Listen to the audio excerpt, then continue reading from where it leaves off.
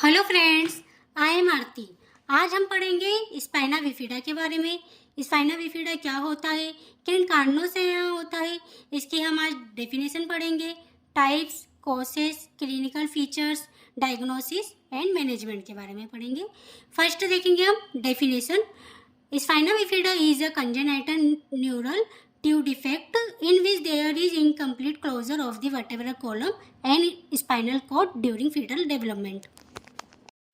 Spina bifida एक neural tube दोष है जो गर्भावस्था के शुरुआती दिनों में होता है, जब शिशु की रीढ़ की हड्डी और तंत्रिका ट्यूब ठीक से विकसित नहीं हो पाती है या ठीक से बंद नहीं होती है।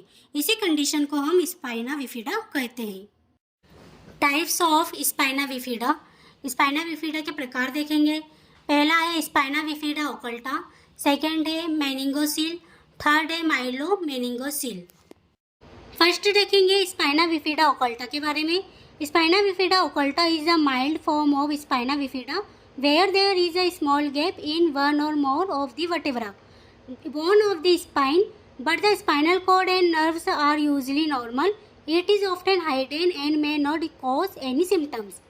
Spina bifida occulta spina bifida एक हल्का सा रूप है जिसमें रीढ़ की हड्डी में एक छोटा सा छेद या गैप होता है, लेकिन आमतौर पर स्पाइनल कॉर्ड और नसें सामान्य रहती है, यहाँ छुपा हुआ होता है।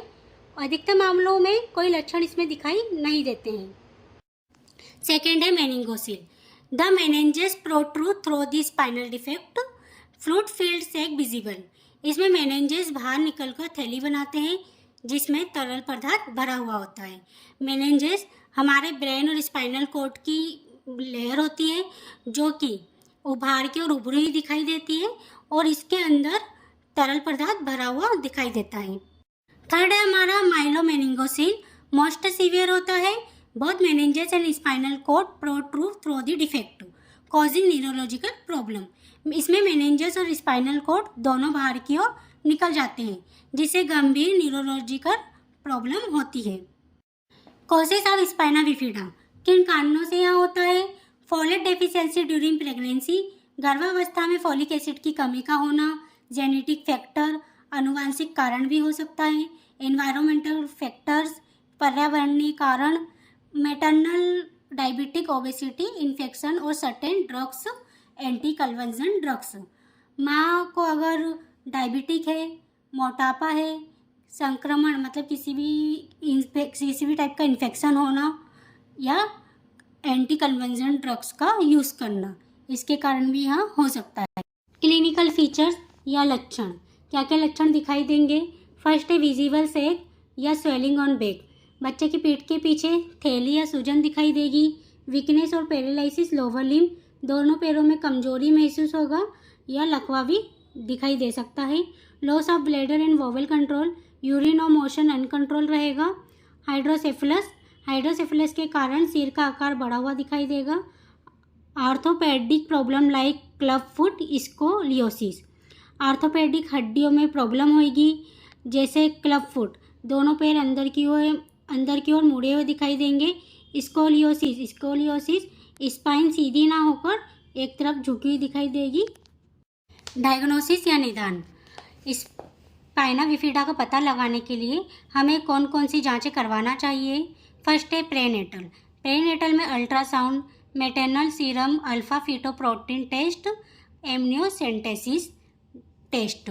एमनियोसेंटेसिस का अर्थ है एमनियोटिक द्रव। एमनियोटिक द्रव का निष्कर्षण जो गर्भावस्था के दौरान किया जाने वाला एक प्रसवपूर्ण परीक्षण है जिसमें सोनोग्राफी की मदद से माँ के गर्भ से एमनियोटिक द्रव की एक छोटी सी मात्रा निकाली जाती है।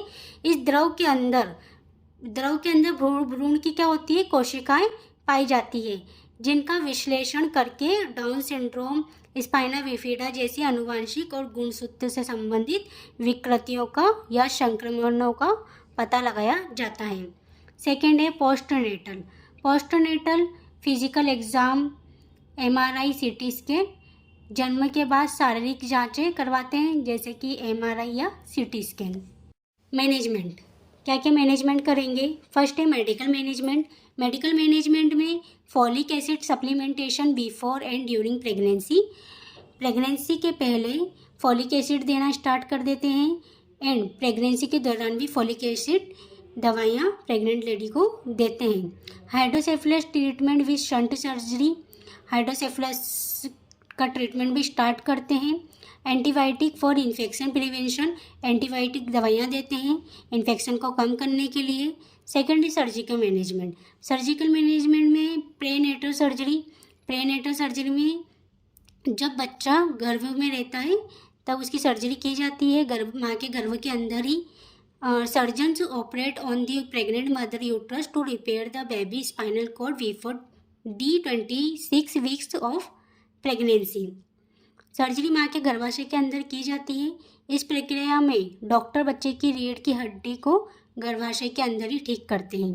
पोस्टनेटल सर्जरी, पोस्टनेटल सर्जरी का मतलब है जब बच्चा जन्म ले लेता है उसके बाद सर्जरी प्लान करते हैं। जन्म के बाद procedure, a paediatric neurosurgeon places the exposed spinal cord and any associated tissues back into the baby body. The opening in the spine is then covered with muscles and skin. A shunt to control hydrocephalus excess fluid in the brain may also be placed during the surgery. Neurosurgeon बच्चे की रीढ़ की हड्डी को और उसके ऊतकों को वापस उसकी सही जगह पर रखता है। फिर रीढ़ की हड्डी में छेद को मांसपेशियों और त्वचा से ढक देता है। कभी कभी मस्तिष्क में अधिक सेरेब्रो स्पाइनल फ्लूइड को नियंत्रित करने के लिए एक शंट भी लगाया जाता है। नर्सिंग मैनेजमेंट, नर्सिंग मैनेजमेंट नर्सों को किन बातों का ध्यान रखना चाहिए? Maintain sterile dressing over sac to prevent infection, sac पर स्टेराइल ड्रेसिंग लगा के रखना चाहिए ताकि बच्चे को कोई और इन्फेक्शन ना हो।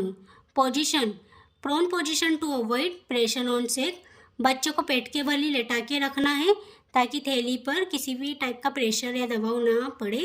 बच्चे को प्रोन पोजीशन में नहीं लेटाना है। Monitor for hydrocephalus science, CSF accumulation, hydrocephalus के लक्षणों की भी देखभाल करना है। Provide skin care and prevent pressure sources, त्वचा की देखभाल करना है ताकि बच्चे को बेड सोर ना हो। Assist with bladder and vowel training, bladder and vowel training देना है।